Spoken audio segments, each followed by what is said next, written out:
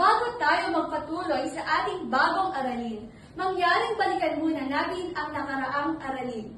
Ito ay patungkol sa passive resistance ni Gandhi. Ano na nga ang ibig sabihin ng passive resistance, Jacob? Tama! Ang mga protesta sa kalsada o ang tinatawag na rally ay isang uri ng passive resistance. Sa anong bansa kaya sa Timog Asya naging malawakan ang passive resistance, Dominic? Magaling! Bakit kaya nagkaroon ng passive resistance sa bansang India, France? Mahusay! At dahil yan, dumako na tayo sa ating maikling aktibidad.